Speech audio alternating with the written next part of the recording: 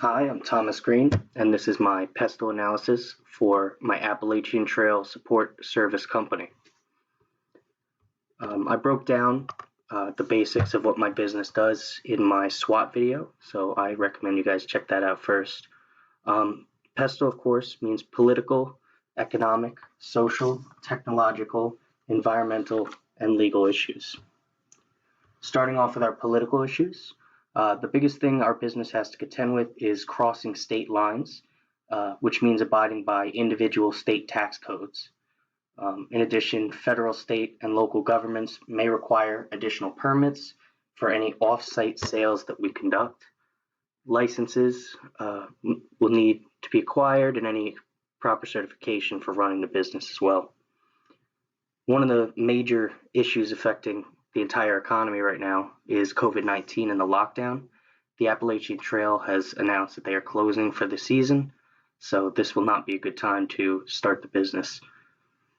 Different states also mean different minimum wage laws, so it's important that we treat our employees properly and that we're up to code when it comes to hiring. Alcohol and tobacco restrictions by state. This is more of a on request kind of thing, but we have to make sure that we are following the proper guidelines at every level to make sure that we're not in any violations. And finally, international politics may affect the price of oil, which is going to be one of our most expensive resources in terms of variable cost.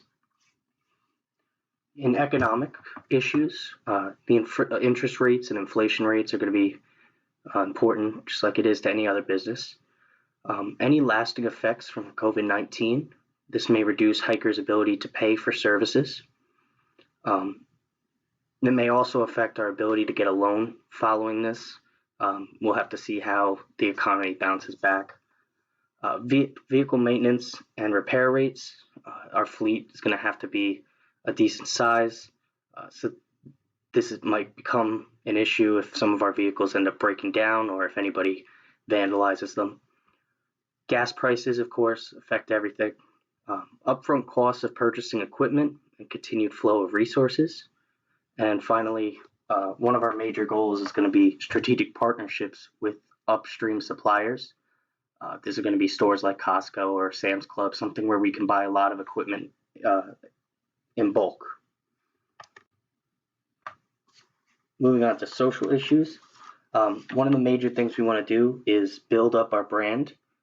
Because we don't have the protection of intellectual property, it's going to be very important that hikers associate us with their positive experiencing, and we're going to do this through marketing, media, and exposure. Shifts in demographics. So through hikers, according to the statistics provided by the Trail Association, say that 95% of the hikers are white, with an average age of 30. The average spent per hiker on gear ranges from $1,000 to $1,500. With a median spent at about $5,500. Now this may be hard to reach because most equipment is bought before they arrive on the trail, but restocking and making sure that they have equipment that's working, that could be an area where we thrive. And then finally, additional resources purchased by hikers ranged anywhere from $1,000 to $15,000. There was a very wide distribution on this, so capitalizing on making sure we can help these hikers with food costs and transportation costs could be huge. Our real focus is going to be establishing that online community. I think one of the key ways we could do this is by partnering with local companies that are already providing a lot of services to hikers along the trail. By doing this, we could build up our name and eventually our online community. Moving on to technology. Being out in the woods leads to a lot of time to think, but you also need to stay connected both for your safety and for your sanity. So phones and charging become very important. Most hikers are flying solo, and therefore they need the tech to communicate with their families, friends, and other hikers on the trail. Our service for recharging phones will be crucial in making it possible for the most amount of people. Existing apps like GutHook, which provide basic information on where water and other resources are, could be a key partnership for us in that area. Solar panels may be a good way to offer hikers a reliable source of energy without physically needing to have a car or a vehicle or a motor running. Advancements in electrical vehicles will be huge for our business, reducing our gas costs. And then setting up an online community, it'll help spread our brand and solidify our customer base.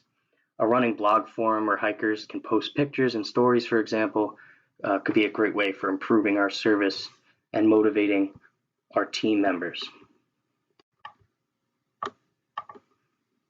Moving on to environmental. Keeping the environment clean is going to be a crucial part of our business appeal and its survival. One of the major things we can do is give reliable access to trash and recycling bins. It's going to help keep the woods clean, but it also helps hikers by lessening the load that they have to carry. With our business being very nature-centric, solar energy and electric vehicles, like I said before, is a very important step. When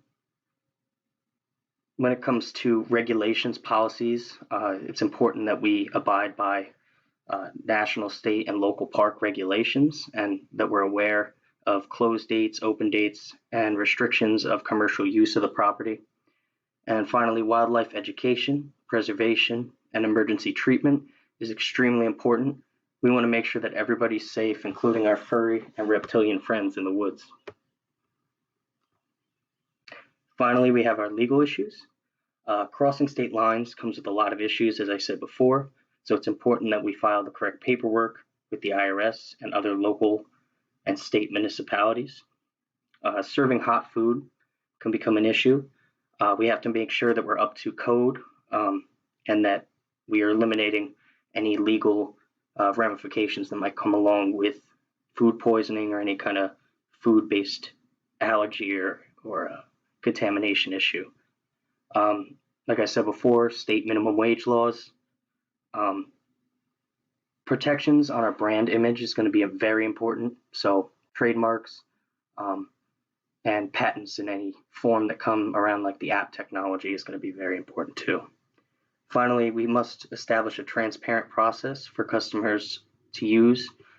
This will give us like a feedback mechanism, and it'll also allow customers to voice concerns about our business and help us constantly improve.